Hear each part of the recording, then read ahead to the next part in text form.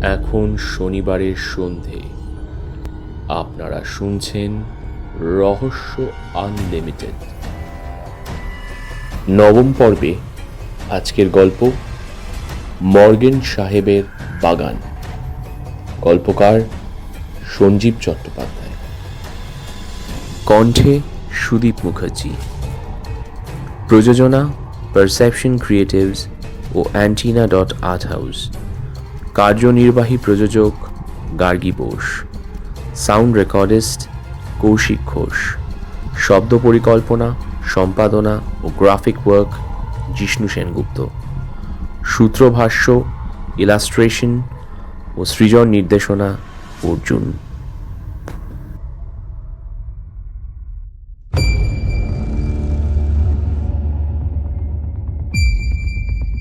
Morgan সাহেবের বাগান।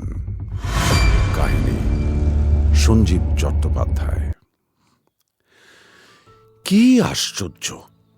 শোবার আগে বিছানায় বসে ঢকঢক করে এক গ্লাস জল খেয়ে বালিশে মাথা, সঙ্গে সঙ্গে গভীর ঘুম। শেষ রাতে সুন্দর একটা স্বপ্ন, ঠিক 5টায় চোখ মেলে তাকানো, জানলায় লেগে আছে ভোর প্রথম পাখির ডাক। রোজ রোজ এই আমার অভ্যেস। কিন্তু কি আশ্চর্য!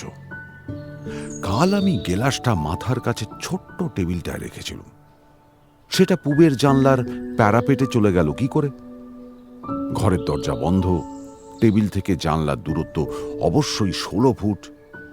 কি জানি বাবা, ভোরের আলোয় পাতলা কাঁচের গেলাসটায় অদ্ভুত একটা গোলাপি রঙের আভা।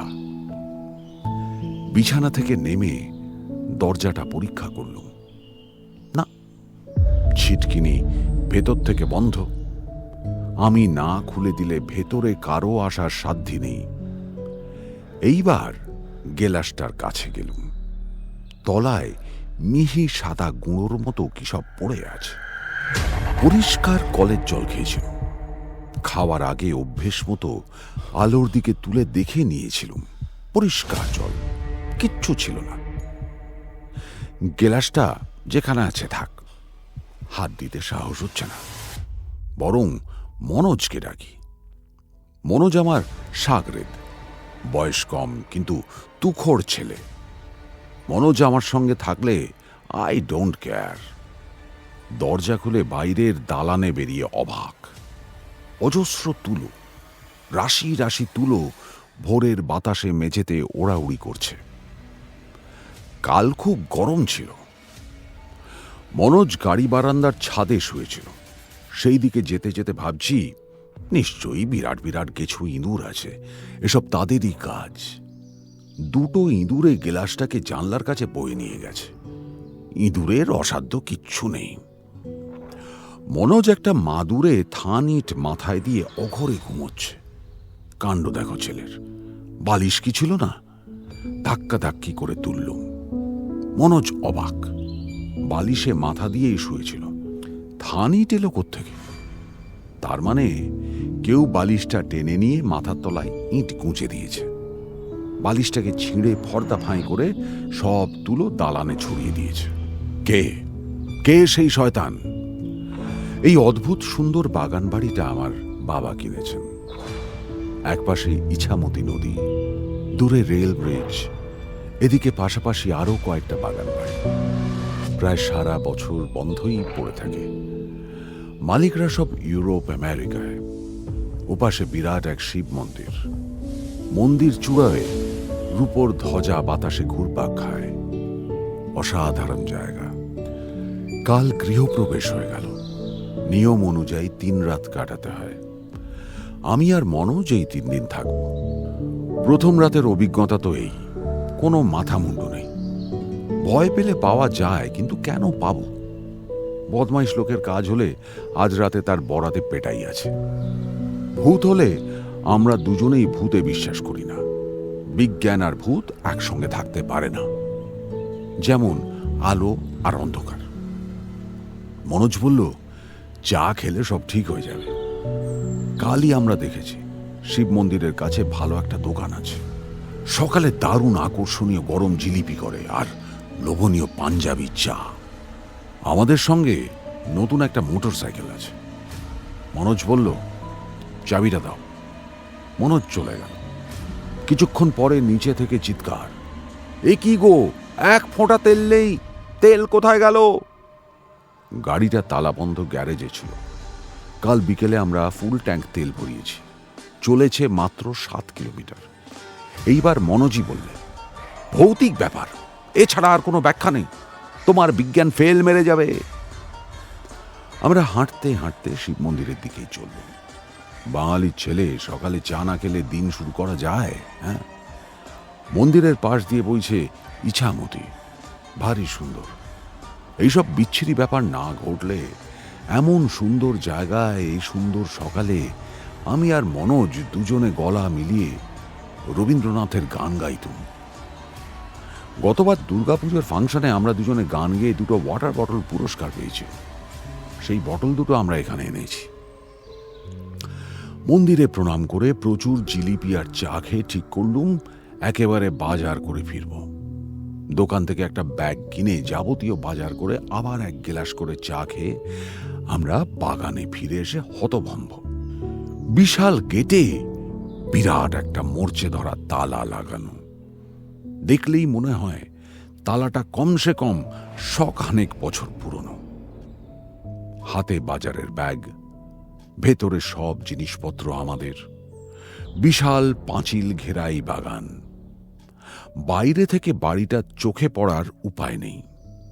মনোজ বললে, এই বদমাইশটা আমাদের সঙ্গে কে করলে বলতো? নিশ্চয়ই তৃতীয় আর একজন কেউ আছে।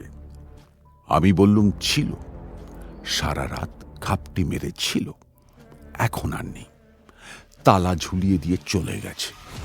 মনোজ বললে, আমি পাঁচিল টপকে ভিতরে নামছি। পড়ে গিয়ে হাত পা ভাঙবি, ভেতরে পড়লে আমি তোকে বার করব কি করে?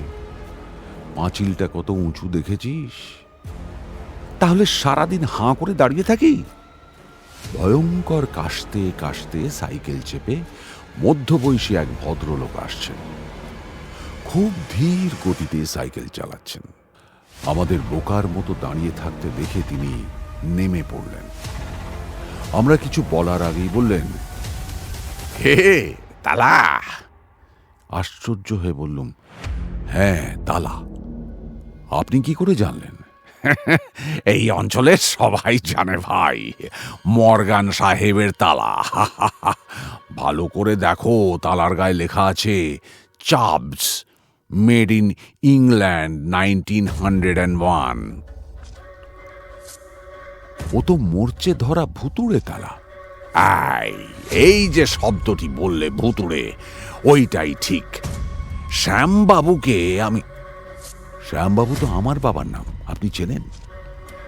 তাকে কে না চেনে, অত বড় উকিল। শ্যামবাবুকে জেলা আদালতের আমরা সবাই বারণ করেছিলাম। শুনলেন না? বড্ড কড়া ধাতের মানুষ। তোমরা শোনো, মর্গান সাহেবের বাবা ছিলেন নীল কুঠিয়াল, জানো নিশ্চয়ই। 19বিংশ শতাব্দীর সাহেবরা নীলের চাষ করত। মর্গান একটা চটকল করেছিল আরো অনেক সাহেবকে নিয়ে। মর্গান প্রথম বিশ্বযুদ্ধে লড়াইও করেছিল, বীর। মর্গানের বউটার চরিত্র ছিল ব্যাড, ভেরি ব্যাড। একদিন রাত্রিরে ফিকে গোলাপি রঙের একটা গেলাসে মদের সঙ্গে সেঁকো বিষ খাইয়েছিল। বদমাইশ মেয়ে, এদের জ্যান্ত কবর দেওয়া উচিত। মেম যদি সুন্দরী হয়, জানবে dangerous, as dangerous as serpent. ভদ্রলোক সাইকেলে উঠতে যাচ্ছিলেন। আমরা বললুম, এ কি, আপনি চলে যাচ্ছেন? আমার দেরি হয়ে যাচ্ছে বাবা, আমার স্কুল বসে গেছে, কাশির জন্য দেরি হয়ে গেল। ওষুধ খাচ্ছেন? ওষুধ খাও কেন? ওই যে বললেন কাশি। আরে দূর বাবু, কাশি আমার বড় ছেলের নাম। আমার 3 ছেলে, 3টেই তীর্থ, কাশী, বৃন্দাবন আর মথুরা। তাহলে বলে যান আমরা কি করব? কে আবার করবে? আর সবাই যা করেছে, এই তালা ভাঙার সাহস কারণেই বংশ নির্বংশ হয়ে যাবে। খেমকাই বাগানটা কিনেছিল, তার ওই এক অবস্থা। পয়সার গরমে নিচে লোহা ঢুকিয়ে তালা ভেঙেছিল, সব মরে গেল।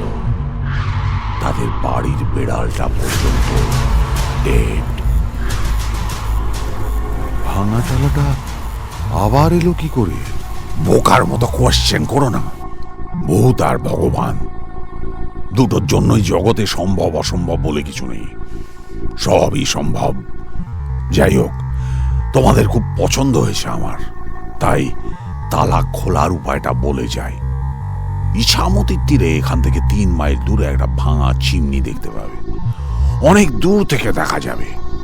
সেটা লক্ষ্য করে নদীর কূলে গিয়ে দেখবে গাছপালার মধ্যে নির্জন এক সমাধি, পাথরের গায়ে অস্পষ্ট লেখা জেমস মর্গ্যান। সেই সমাধিতে মোমবাতি দিয়ে ফুল ছড়িয়ে প্রার্থনা করবে ভক্তি ভরে, প্লিজ ওপেন দি লক।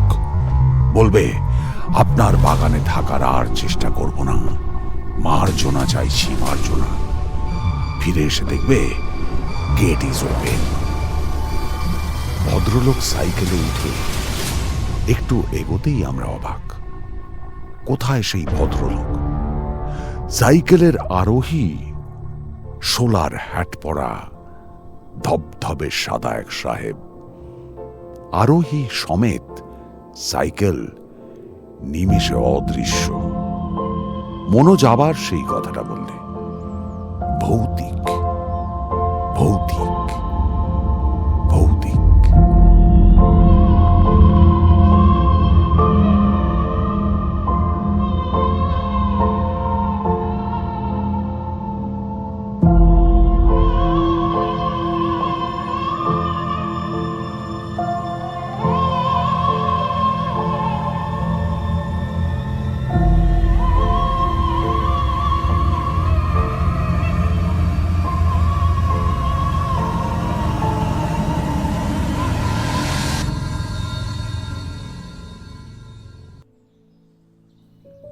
শেষ হলো আজকের গল্প।